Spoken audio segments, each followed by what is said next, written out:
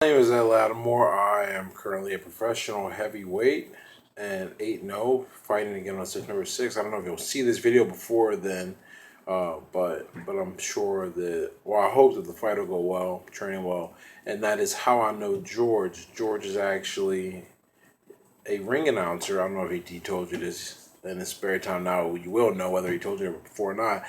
George is a ring announcer for some of the fights around here. He's been an announcer for some of my fights, and he asked me to talk to you about the balance of athletics and academics and why it's important to integrate both into your life and the effects and implications of that.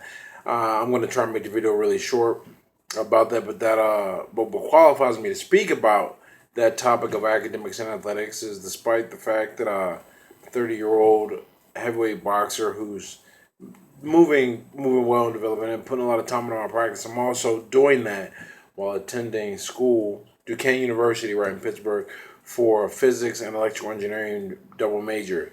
This is just me to my own horn, but that's probably one of the most difficult combinations of coursework. Either major in itself is challenging, but to do both at the same time, takes a lot of energy. So I know a thing or two about energy, sports, and doing well in school because I do quite well and I will continue to do quite well because of my work ethic and my mindset. So I want to dive right in to some of the main points that I thought would be important for you to take away from this short little video that's made in my den at my house. You can see in the background it's not too messy, hopefully. So point one, is you have to remember something, and that was hard for you to imagine right now, but your body is going to betray you, and it may betray you overtly and it may do it covertly. You may end up with injuries over time that prevent you or ultimately stop you from competing, or you may suddenly take an injury in the middle of a game or in the middle of practice that washes you up completely. Two examples in my life of these. One injury I took in boxing was I got punched in the eye one time and ended up causing a blowout fracture. You can Google what that is if you're not familiar. I don't want to go into that too much. And the other time I just dodged being pummeled by someone who lost control of their vehicle. And what's important about both of those examples is that in example one, where I got hit in the eye, that was a boxing specific injury that would have eliminated me from boxing.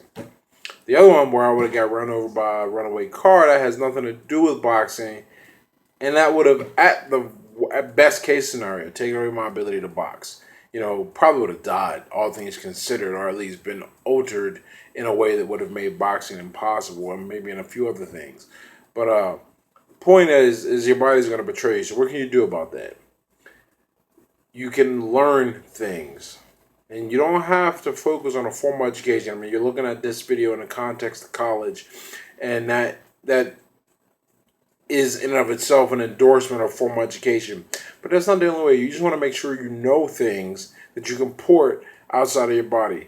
There's one thing I see in boxing all the time, in other sports too, but boxing is where I'm at. What I see are guys that have nothing else but boxing their whole life. So if they didn't make it, or they're kind of making it, they cling to the sport in ways that perhaps aren't net beneficial, and they're not making the most of their lives, and maybe they had some kids or whatever, and they're not in a position to enjoy life. Their moment is gone.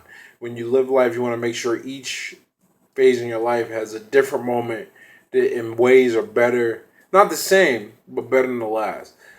The point of that is that right now you finish your degree, right? That'll open up avenues for you to at least have, solid income when you're not competing and give you a way to feel good about yourself in your life. If you can't do that, you want to learn maybe a trade, going to welding, plumbing, electrician, carpentry, that auto mechanic. That's probably a little too technical to be considered just a straight trade. But you want to remember that there are things that you can do, ways that you can learn to enrich your mind. You can become a salesman. You can learn the art of sales and negotiation. Ways that will enrich your mind so that when your body is done, when you're done competing, or when you just wake up one day and say you don't want to compete, you don't feel like they always focus on the income, and that's important. But the odds of becoming a professional athlete are so small that I don't want to focus on that. What I want to focus on is that when you leave the sport, whatever sport you are in, You want to have a way for you to enrich and feel good about yourself and your mind. And a lot of guys, I see it a lot of times, they cannot leave their sport because they don't know anything else. Literally.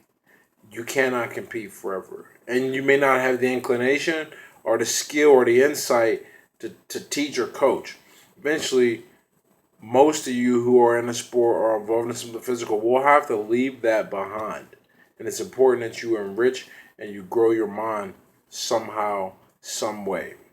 So that when you do that, there's other ways you can feel good about yourself. The other point that I wanted to touch briefly is the idea of balance. George wanted me to talk to you about balancing academics and sports. Well, I thought about that, and what I would feel more comfortable telling you is that balance is for the weak.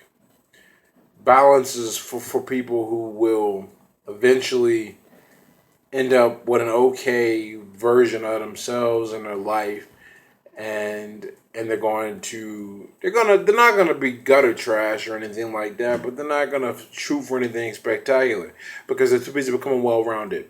The best people who make a difference, who change and impact the world themselves and the lives around them, they are balanced individuals. They're individuals with incredible control. And that's what I want you to take away from this. Control. You control your time, you don't balance it. I have to figure out, for example, to use my life, I have to figure out how to get in 20 to 25 hours a week, minimum of practice, and I have to make sure I excel at my studies. I don't want to just skirt through and get C's and B's. No, I want to continue to maintain the 4.0 that I've maintained since I started school in this very difficult major. And that has nothing to do with intelligence. That has nothing to do with talent. That's simply deciding that I'm going to be the master of my time and get back as much as I can from it. I have a girlfriend and I have some friends, but there are things that I just have eliminated anything else that doesn't go towards me becoming the best that I can be in certain things. Now, I'm not recommending a person take on some type of ascetic monk lifestyle or anything like that, but you always have to ask yourself, how is what I'm doing right now going to make me excel at the things that are important to me? Once you answer what is important to you, and I ain't saying, look, we all go through a phase or a point in our life, or maybe it's permanent, whatever. Sometimes chasing women is important. Sometimes drinking is important. Then, but by all that means, look, if your goal is to be the best drinker, man, you better be in the bar 7 days a week. If your goal is to chase women, your goal is to chase women, you better be out there chasing girls 7 days a week. But taking that mentality, taking that logic, if your goal is to be a hell of a student, a hell of an athlete, then everything else gets pushed to the wayside. That's where that's if you follow that statement, be the best at whatever you want to be and manage your time to that effect. If you follow that to its natural conclusion, eventually you see that most things are a waste of time, right? But that comes with time and experience and seeing and figuring out where you want to go and you become obsessive. You become controlling about your time. So to reiterate, the two main points that I hope you take away from this video and do something with is one, you want to have things that you find value in other than your physical body, because eventually one way or another that's going to leave you, maybe temporarily, maybe permanently, but eventually you will not be able to find your value in your sport. And that's not a bad thing. You just don't want to be the guy that is always looking backwards. That's no way to live life. You want to look forward and have things to be excited about. And when you can't compete, what you must be excited about is other ways you can contribute and enrich your life, whether that's through your trade, whether that's through your family, but always have something else other than your body that you can develop to the point of feeling good about and control and be a master of your time. There is no balance. There is simply priority. Everything else is irrelevant.